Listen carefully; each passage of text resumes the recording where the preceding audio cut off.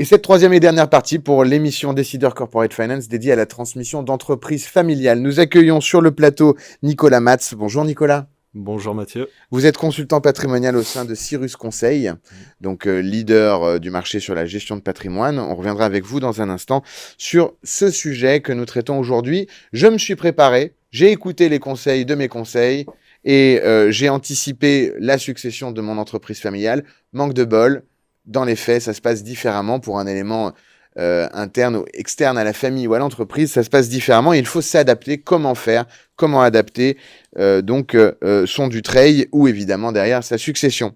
Alors évidemment derrière les aléas des affaires peuvent faire évoluer la situation, c'est pour ça qu'on a fait cette partie, que vous souhaitiez qu'on aborde ce point dans ce thème ô combien important. Je me tourne peut-être vers Fabien. Si les enfants ne souhaitent finalement plus reprendre, si j'ai un concurrent ou un fonds qui me fait une offre que je ne peux refuser, qu'est-ce que je fais alors que je me suis déjà préparé? Ça peut être plutôt une bonne nouvelle. En tout cas, on est dans un changement de cap complet. C'est-à-dire qu'on a signé le pacte Dutreil. La donation des titres a été mise en place ou non, mais en tout cas, une offre d'acquisition qui arrive sur le tapis comme ça fait réfléchir et ça doit être pris en compte. Mais je crois que Camille, vous avez déjà été confronté à ce cas-là et vous avez peut-être une expérience à nous partager. Camille, on n'est pas pieds et poings liés à son Dutreil. Alors non, parce que c'est vrai que le Dutreil, la première condition du Dutreil, c'est quand même un engagement de conservation. C'est-à-dire que le ou les repreneurs s'engagent en gros à conserver l'entreprise pendant au moins 6 ans. Donc, Comment c'est défini, juste sans entrer dans le détail de la loi ou c'est quoi? Parce que en fonction des environnements dans lesquels vous travaillez, des tribunaux, des lois, des dossiers que vous avez pu avoir à gérer, on n'a pas toujours le même prisme. Là, c'est quoi? C'est la poursuite d'activité, c'est le maintien de l'emploi. Alors, en général, c'est souvent donc la société, l'entreprise est sous forme de société et c'est le fait de conserver les parts. Donc, on ne peut pas les vendre. On ne peut pas vendre nos parts pendant toute la durée du Dutreil. Donc, en gros, 6 ans. Donc, ça veut dire que là, si donc on fait les choses bien, on se dit voilà, on a bien tout écouté, on fait le pacte Dutreil, éventuellement une petite donation aux enfants, à l'enfant ou aux enfants repreneurs au milieu, et on est parti pour les 6 ans. Sauf que en cours de Dutreil, on peut avoir une offre mirobolante, que finalement les enfants se disent non, en fait non. Hein, j'ai pas envie. Voilà. Finalement, je pars à New York. Voilà. Et là, le chef d'entreprise dit qu'est-ce que je fais? Et cette offre arrive. Donc déjà, on n'est pas bloqué.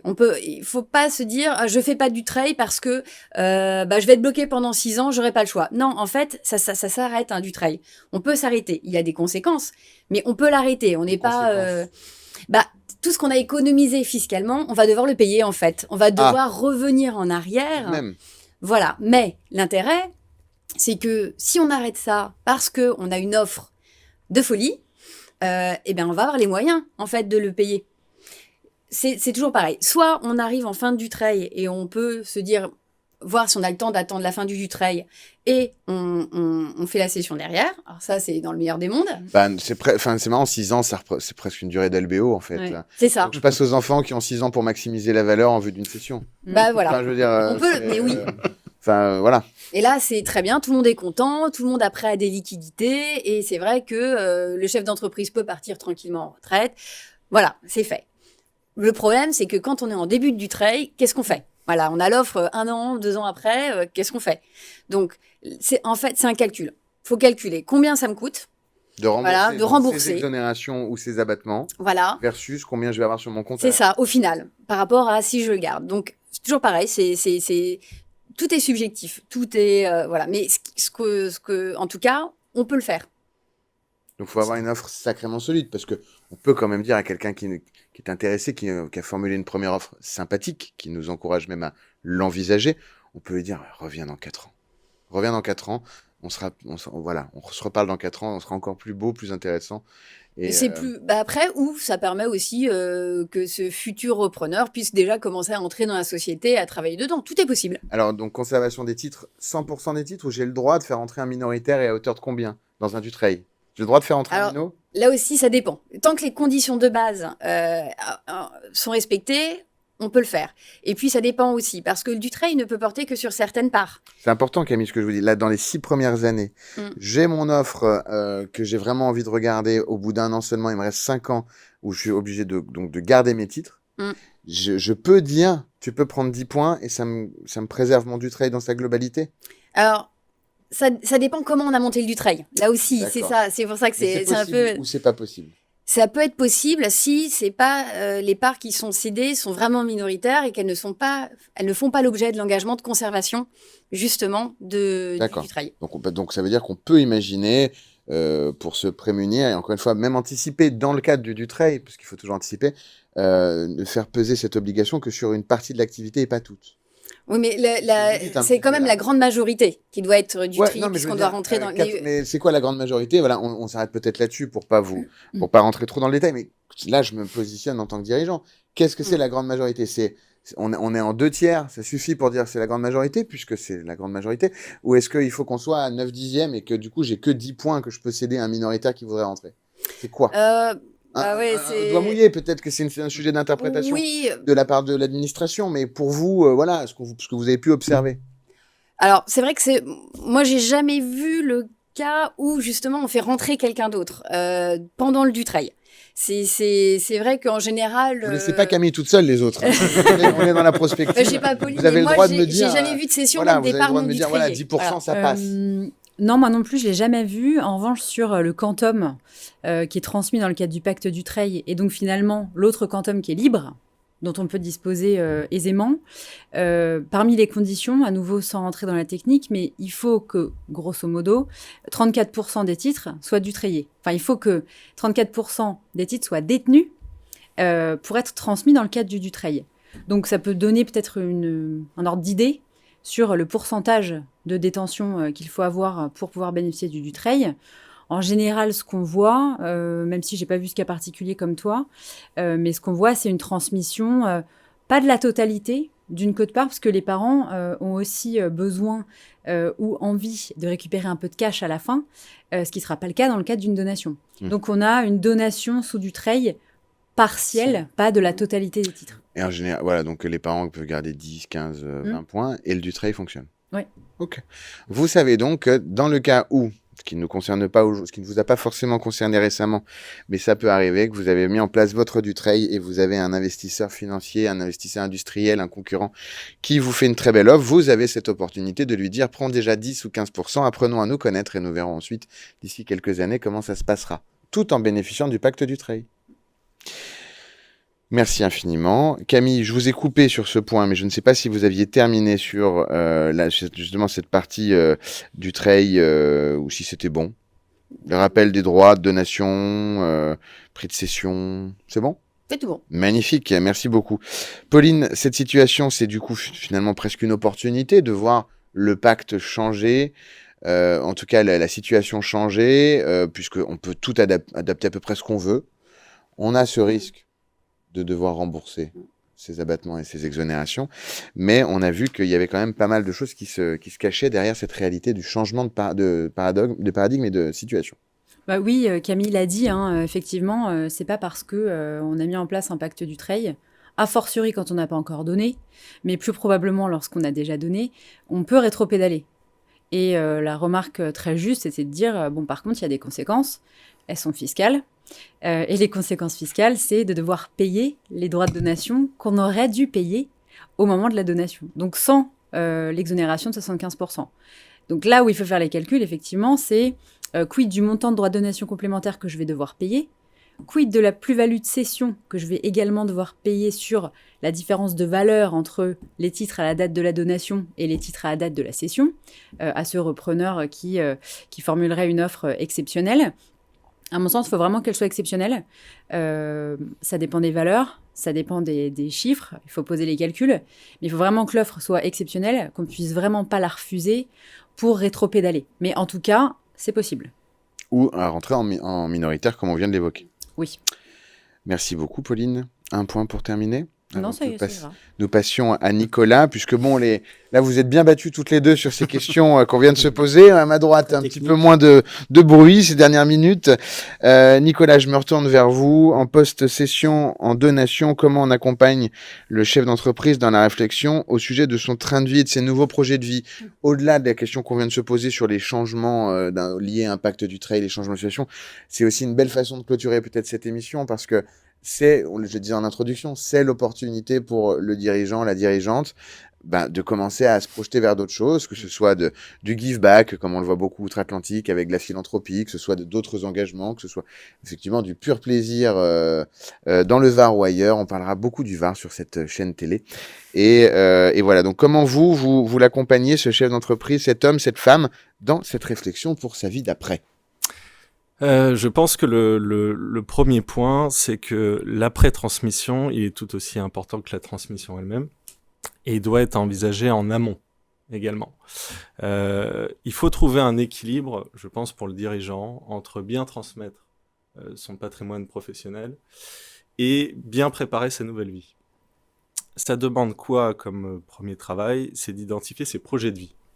C'est quoi mes projets pour la suite? Alors on en connaît beaucoup, il y a des achats immobiliers, aider ses proches, ça peut être de continuer une autre activité professionnelle. Le sujet que nous on voit le plus souvent, c'est de maintenir le train de vie. Ça c'est un sujet évidemment épineux. Ce qui ressort, Pourquoi épineux? Faire des voyages, non? parce que on le voit bien. Alors il y a une donnée qu'on peut donner comme ça, c'est une femme de 60 ans aujourd'hui a 27 ans d'espérance de vie. 22 ans pour un homme du même âge.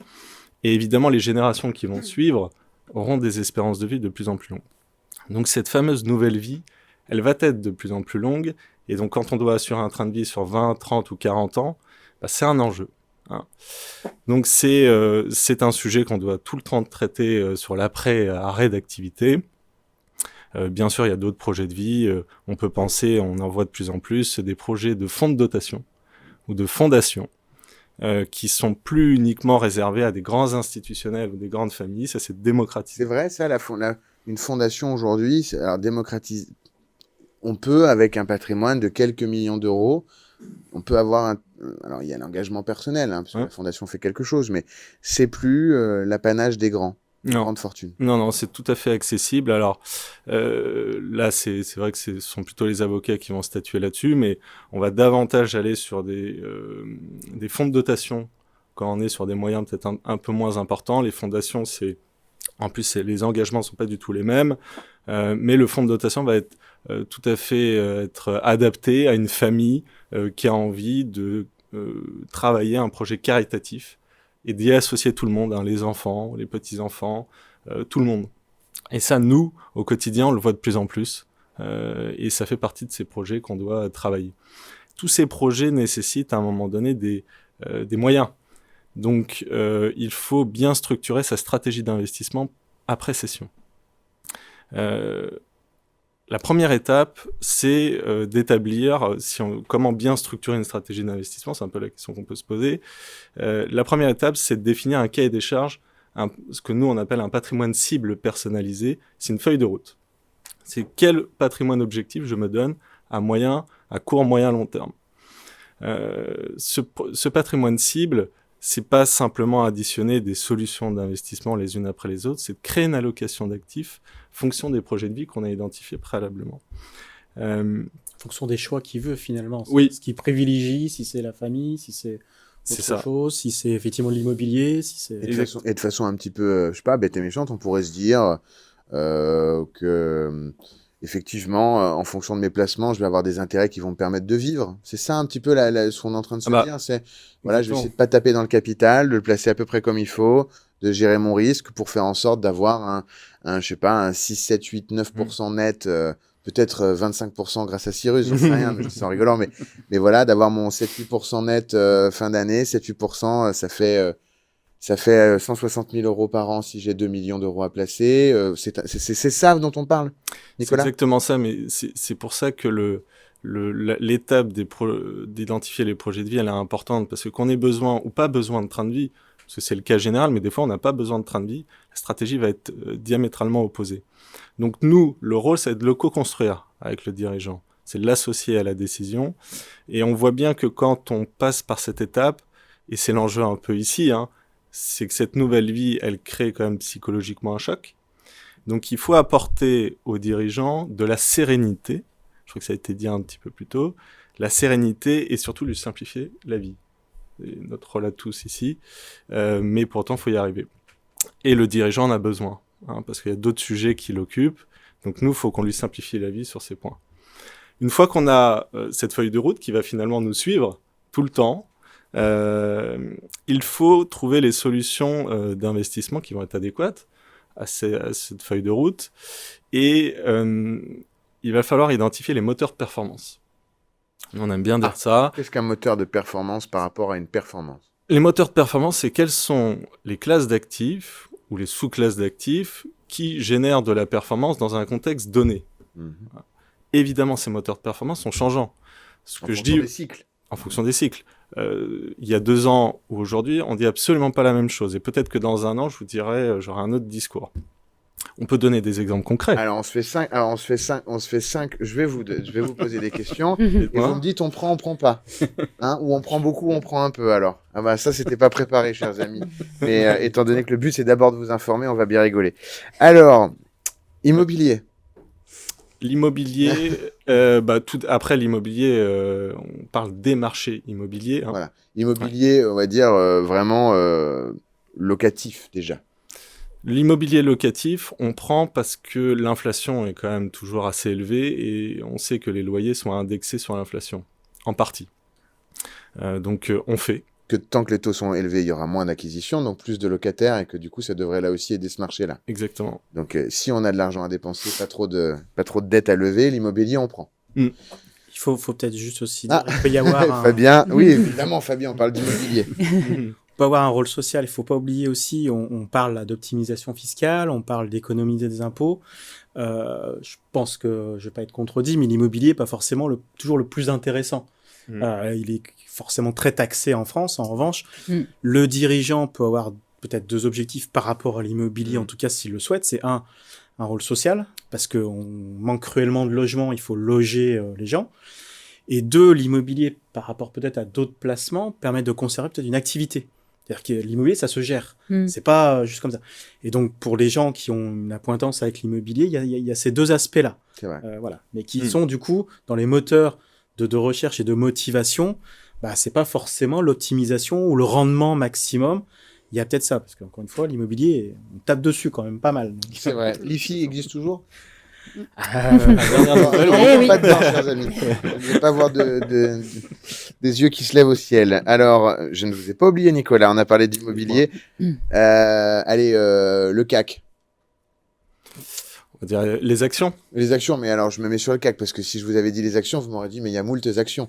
Alors, déjà, la valeur CAC qui aujourd'hui est toujours, finalement, n'a pas trop été entachée de toute cette dette qui a été levée, toute cette inflation, toutes ces matières premières, tous ces impacts macro.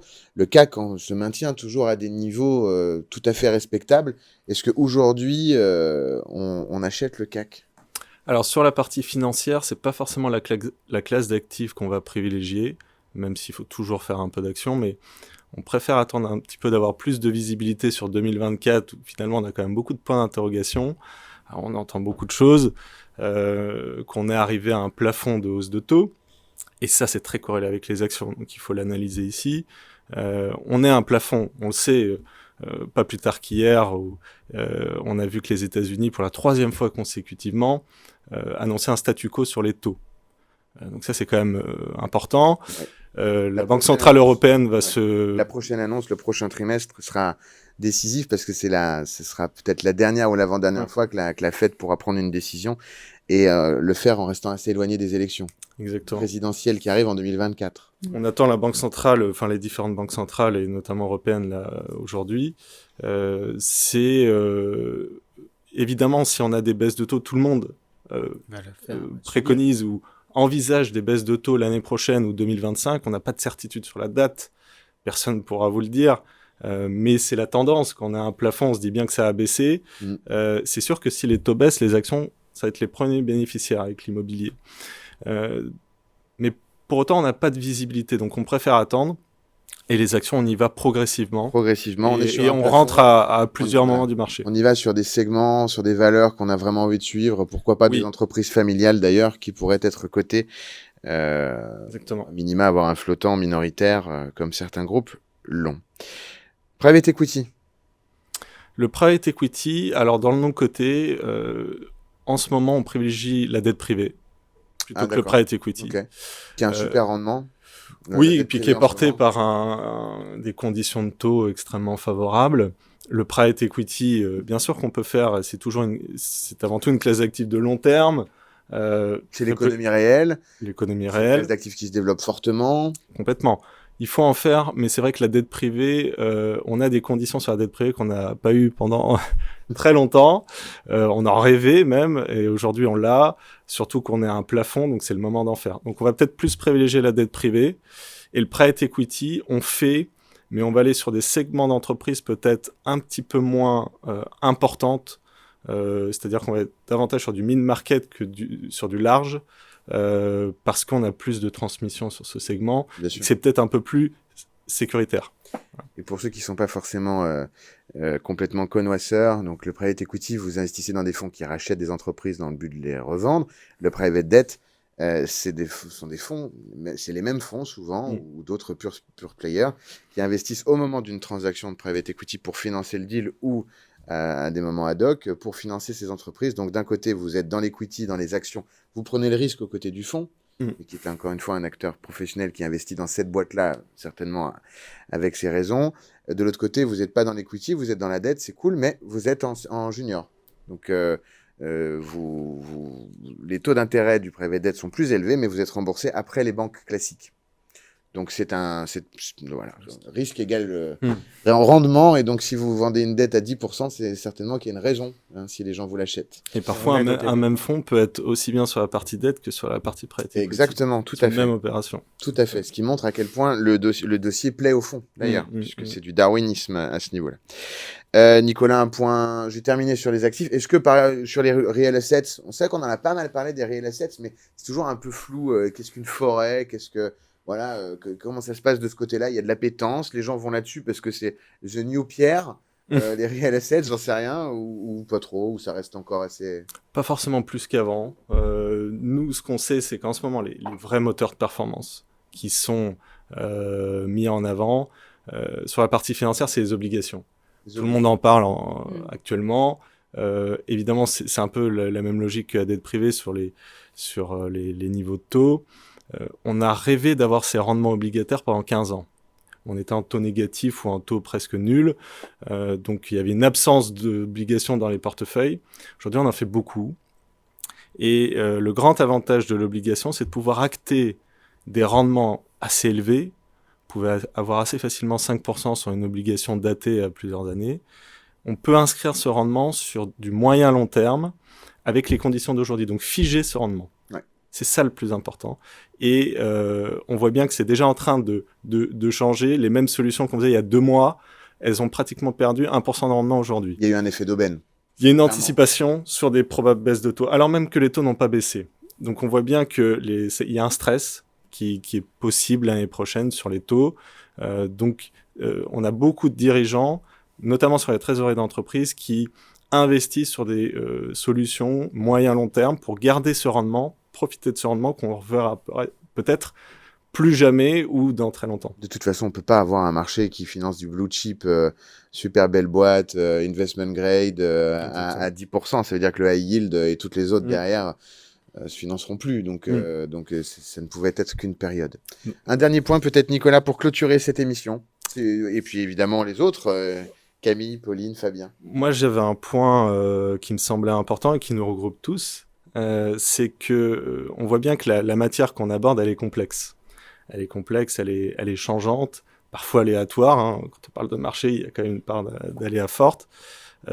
Nous, au quotidien, on prend beaucoup de plaisir à former nos clients sur ces matières, à leur apporter de la pédagogie. Mais pas uniquement les clients, c'est aussi les enfants. Et ça revient à notre sujet sur l'aspect transgénérationnel. Quand on forme les enfants, on les forme à gérer un patrimoine qu'ils vont recevoir. Donc il faut les aider à gérer un patrimoine familial qui est parfois très important, complexe. Donc tous ici, on le fait et on pense que c'est un point évidemment important. Et ça permet de connaître toutes les opportunités, parce qu'on n'a pas toujours, encore une fois, familialement ou dans l'histoire, on a des fois un pan d'investissement qui a été privilégié et qui sera pas le même que plus tard. Et donc, du coup, d'avoir cette porte d'ouverture sur l'ensemble des possibilités, c'est ça qu'on essaye de faire, effectivement, en tant qu'expert. On a plusieurs cas. On travaille pas que sur notre cas personnel, qui n'est pas forcément celui du dirigeant, mais on travaille sur plein de cas. C'est ce qui nous anime dans nos métiers, c'est qu'on voit énormément de diversité et qu'avec l'expérience, ça nous permet de se spécialiser et de voir différentes hypothèses et donc du coup de les faire partager ensuite à nos clients. Et en essayant d'apporter un maximum effectivement de pédagogie pour qu'ils comprennent ce qu'on fait et qu'ils soient aussi sécurisés, qu'ils se sentent en sécurité sur la technicité qu'on apporte. Pauline. Je crois que tout a été dit. Camille. Pareil, c'est vraiment l'idée, c'est pour que tout se passe au mieux, voilà, pour aussi bien le dirigeant que ses enfants et que tout le monde soit aidé, assisté et pour éviter des soucis Et par pour la suite. préserver notre tissu économique avec ces boîtes familiales aussi, qui pourront françaises. perdurer. Vous avez regardé cette émission avec ces 3 parties, donc sur la transmission d'entreprise familiale. Je remercie infiniment donc les experts qui ont bien voulu prendre un petit peu de leur temps pour venir nous éclairer sur ces différents sujets. Vous 4 et puis évidemment les 2 autres qu'on a pu voir avec Floriane et Dominique. Merci infiniment. Nous vous retrouvons dans un instant pour la suite des programmes sur For Change. Merci pour votre écoute.